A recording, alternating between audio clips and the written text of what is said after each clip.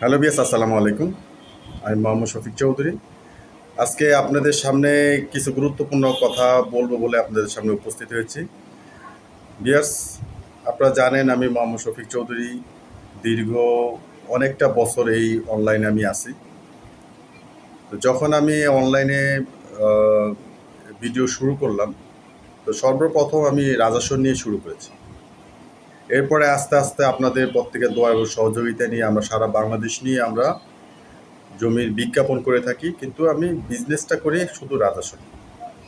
কিন্তু যখন রাজস্বনে আমরা প্রথম ভিডিও শুরু করি তখন জমির দাম খুব কম ছিল, অনেক কম ছিল।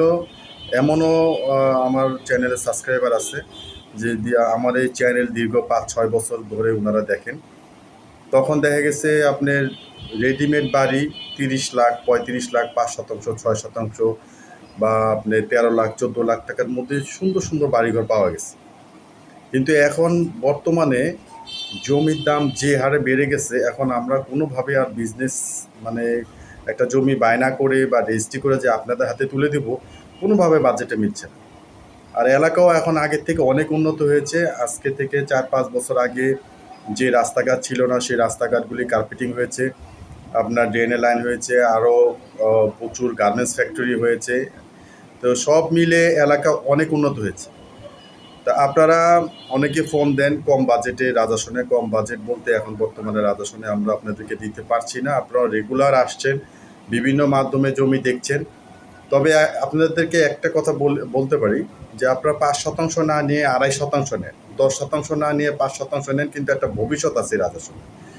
কারণ আজকে যে জমিটা, যা আজকে থেকে 3-4 বছর আগে যে জমিটা ছিল 5 লাখ টাকা, সেই জমিটা হয়ে গেছে 10 লাখ টাকা। আজকে যে জমিটা 10 লাখ টাকা, আপনার 2-1 বছর পরে সেই জমিটা হয়ে যাবে 15 থেকে 20 লক্ষ টাকা। মানে মোট কথা, ধান খেতে যদি এখন একটা রাজাসনে একটা ধান খেত কিনে রাখেন, তাও লাভ আছে। তা আপনাদের কাছে বলবো যে আপনারা অনেকেই আছেন যে ঘুরতেছেন, দেখতেছেন, কিন্তু আসলে দামে মিলছে না। এভাবে কিন্তু আপনি জমির দামও ডে বাই ডে বাড়ছে। জমির দাম কিন্তু আগের জায়গাতে নেই। আর আমরা এখন ওই আগের মতো কম বাজেটও দিতে পারছি না। আগে 20টা 25টা করে জমি বায়না করা ছিল। এখন আমি 2-4টার বেশি বায়না কইরাও আমরা রাখতে পারছি না, বিক্রি করতে পারছি না।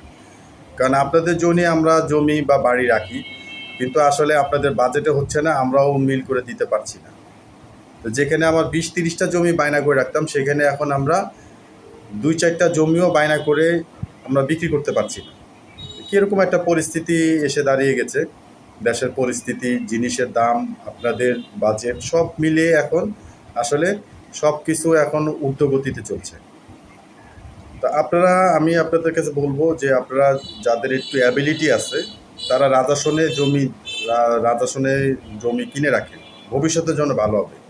আজকে এই ভিডিওটা যারা আপনারা শুনছেন, আপনারা আজকে এটা মেমোরিতে লিখে নেন যে একটা সময় আপনার মানে রাজাসনে এখনও যাদের অ্যাবিলিটি আছে, একটা সময় আর অ্যাবিলিটি থাকবে না। তাই আসলে এই কথাটা বলার জন্য আমি নেক্সট আরও কিছু কথা আপনাদের সামনে তুলে ধরবো। তো আপনারা ভালো থাকবেন, সুস্থ থাকবেন। আসসালামু আলাইকুম।